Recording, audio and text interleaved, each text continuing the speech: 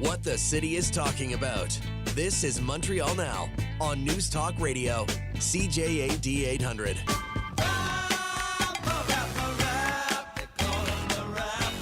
Investing in sport is important, but we have all across Quebec communities where there's no pool for the kids to learn how to swim.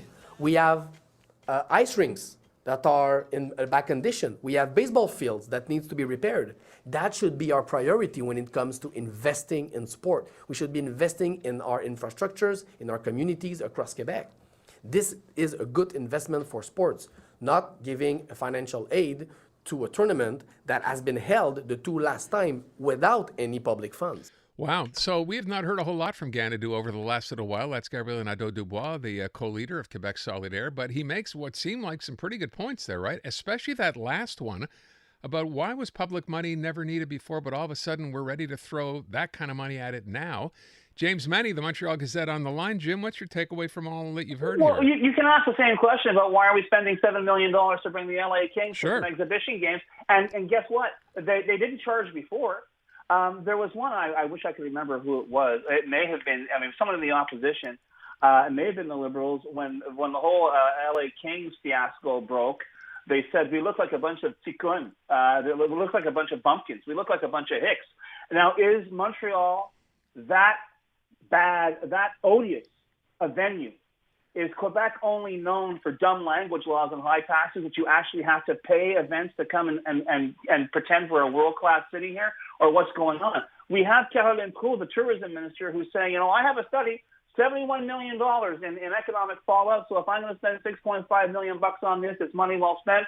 With all due respect to Caroline, who's a colleague, and my hat's off to her, but I'm not denying those are the numbers she was given. I'm just wondering if those numbers are real. $71 million seems a tad high for a few days of golf in Ile des Arts at the Royal Montreal. I also have to tell you, in real economic terms, I don't know if you've heard from him today, but Pierrefonds Mayor Jim Bass can tell you right now, his municipality is getting absolutely squat out of this, except a nonstop traffic jam and chaos because of the poor planning for this entire event.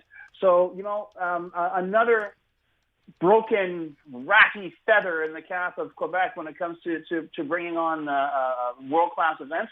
And quite frankly, Nadeau-Dubois and the Liberals and the PQ, all of them are united. This is the optics on this. The PGA is pulling in $1.9 billion with a B dollars every year. They need $6.5 million to stage a golf tournament. I find that very, very difficult to believe. And I think perhaps this is another example of how, as I say, this government doesn't know what it's doing. It does what it wants. Somebody figure, what a great idea. Well, we'll have the inside track for the President's Cup. Guess what? You're going to have this bad publicity all the way through. And even people who love golf and people who love the President's Cup will have to turn around and admit it was a pretty dumb move on the part of the Legault government. I will ask Jim to this idea from Caroline Proulx that, here's how much this will generate, right, in spin-off revenues. I think she was asked a question today and couldn't provide any details as to where that number came from.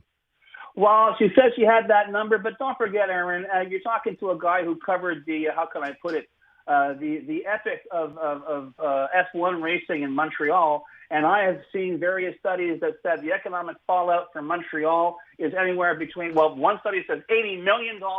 The other said $40 million. You'll remember we were told if F1 doesn't come here, downtown will implode, our economy will collapse.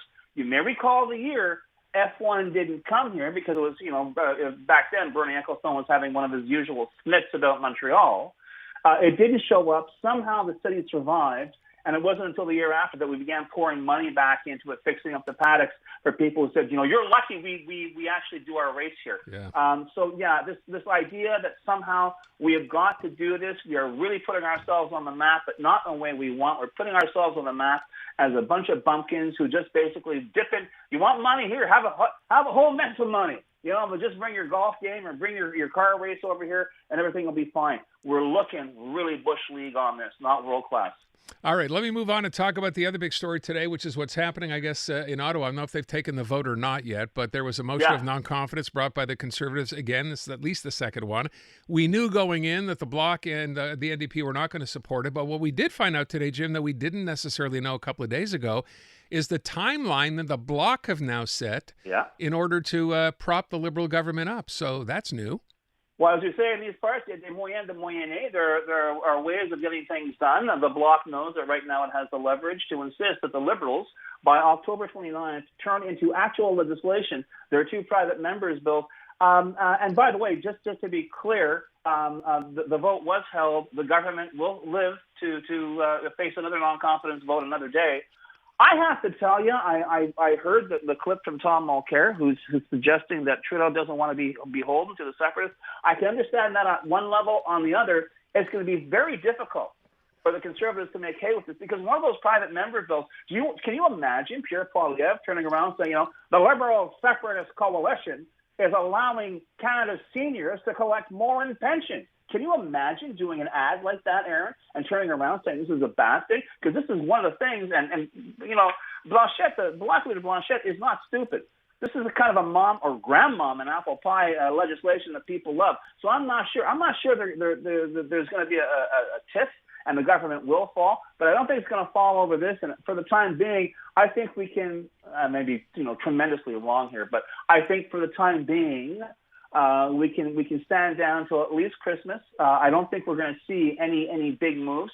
As for the suggestion, once again, came from Mr. Mulcair, that Justin Trudeau, the buzz is Justin Trudeau is leaving sooner rather than later. I have to tell you, we didn't raise it when we thought it, but when I saw him on Colbert, I didn't see a guy. I saw a guy crowd bathing and appreciating the love of the crowd. I saw a guy flashing his CV, saying, "You know what? I'm going to be available pretty soon." That's the only explanation I can find for him doing that.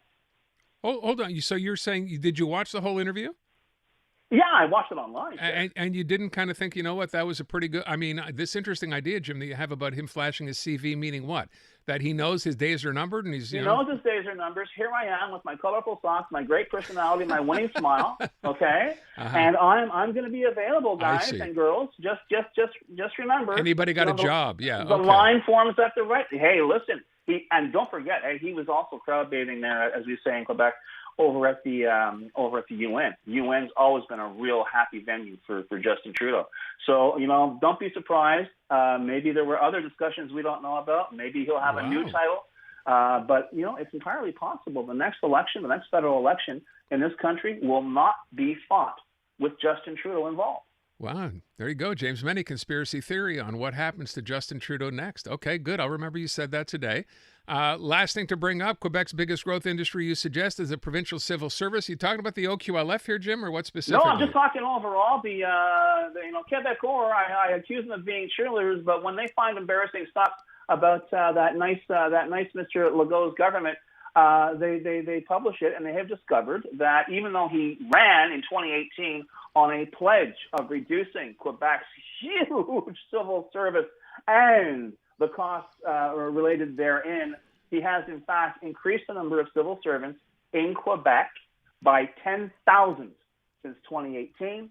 And of course, the analysts are saying, well, c'est la faute des immigrants. We have all these immigrants, so we need all these civil servants to deal with the extra paperwork. I find that a bit tough to believe, to tell you the truth, especially as you quite rightly pointed out. They were not shy to announce 60 new inspectors over at the OQLF, because we all need a good laugh every now and then. But the fact of the matter is, everything. And I was talking to Dean about this before I came on. Everything that Legault seems to touch right now seems to be exploding in his face. And you call it conspiracy. If you want another brave prediction, okay. I would not spend that much time looking at Justin Trudeau as a long shot leaving. I would look at Mr. Legault. I'm not sure with his character he can put up with this for another 2 years. I think that's more likely, frankly. I think you might be right on that one. I mean, the pieces are falling off slowly but surely. So, yeah, maybe. I'll take that one. Jim, before we go, I did want to ask you, this was my question today. I'm talking about Doug Ford. You know what he said the other day, talking about people who want to get jobs, get off your lazy ASS, as he put it, and get into the workforce. I'm going to ask this question again. What do you think of what he said? That's pretty rich for a guy who was born into wealth and has been a career politician all his life. I get really fed up because and don't get me wrong, not everyone is a hard luck story when we see people on the street, but the vast majority of people who are on the street living in shelters are because people like Doug Ford let them down. People like Doug Ford or François Legault or the premiers before them turning the idea that somehow mental health is a hobby that the provincial government will engage in every now and then. But that is the real scandal. That is the real shame of this country and certainly of its member provinces, that as long as we have a mental health system that is working with two hands behind its back, underfunded, understaffed, and then turn around and tell people to get off their asses and work, I would strongly suggest you rethink your view of the world, because I think there's a lot of people out there, and not just homeless advocates, who turned around, heard that today, and just said, why don't you please shut up? James MENNIE at the Montreal Gazette. Thank you, Jim. Adama.